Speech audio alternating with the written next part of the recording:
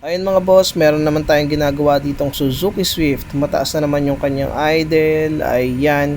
So may init na rin yung makina, ano daw solusyon para bumagsak yung kanyang minor na umabot ng mga 700 to 800. Ayan, accelerator natin, no? Ayan, mataas pa rin. So ngayon, alamin natin kung anong naging problema dito. By the way, yung throttle body niya is drive-by cable. Okay, semi-electronic siya mga boss.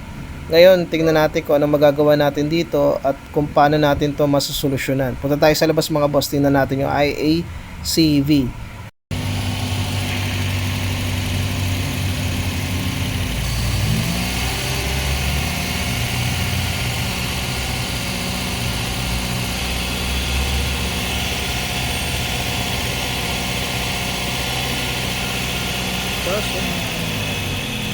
Bago naman.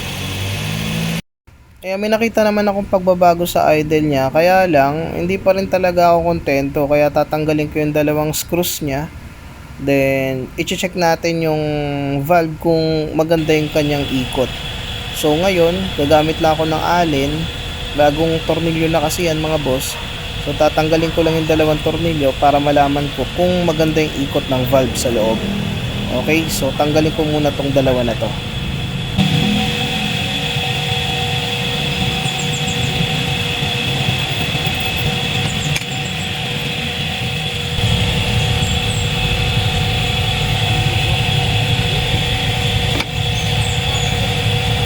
Stock up.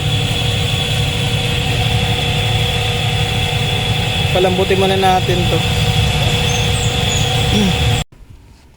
Ayan, inisprayan ko siya ng WD-40 para mapalambot. Ayan, lumambot na rin naman siya. Pero mas maganda dyan mga boss, tanggalin nyo yung buong valve. Kasi para matanggal na rin yung carbon sa loob. Pero dito testing lang naman tayo. Pero tatanggalin ko pa rin yan once na maging okay yung ating idle. Okay, so ngayon babalik ko muna siya. Dahil malambot na, lalagyan ko muna siya ng isang tornilyo.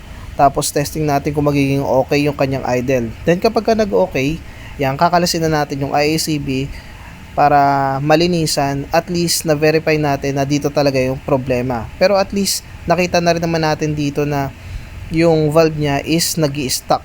Kaya pinalambot natin ito. May guide naman yan boy. Hindi naman papasok yan kung ano wala sa ayos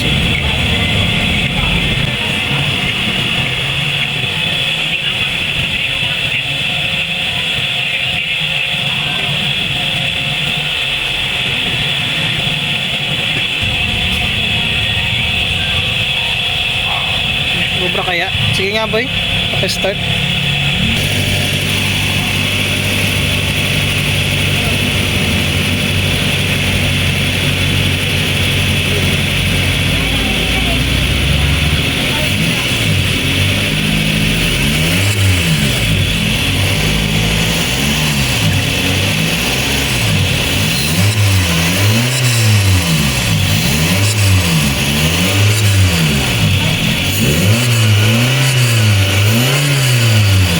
Mga boss, umandar na siya, medyo mataas pa ang kanyang idle, kaya nilalaro-laro ko yung cable kasi para malaman ko rin kung baka naman yung cable is maganet, maganda ba yung kanyang play at saka adjustment. Then tinitingnan ko rin kung yung pre-play ba dito sa butterfly is hindi na adjust, baka naman ginalaw yung idle screw na dapat hindi naman talaga ginagalaw yan.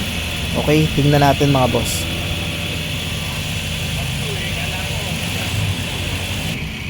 Ginalaw kasi ito dapat hindi na-adjust Ilan yan?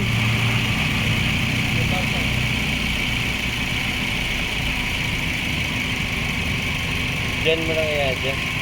Hindi kailangan basta tumukod lang to, wag lang yung medyo mataas. Tingnan mo nga kung ilan.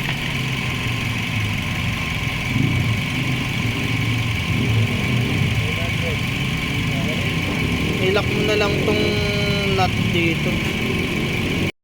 Yun, the moment of truth na mga boss.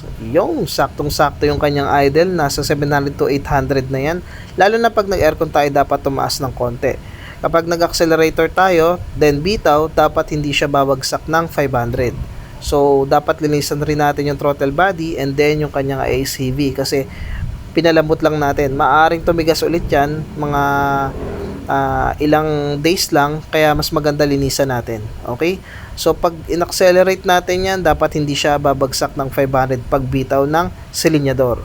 Okay? So, ayan, may nakita naman tayo. Tsaka, ganyan lang po mag-test ng IACB kung sakali may doubt kayo sa IACB kung may problema ba yon. Okay? So yun lang mga boss, sana meron tayong konting natutunan sa video natin, and I hope nagustuhan nyo yung video na to.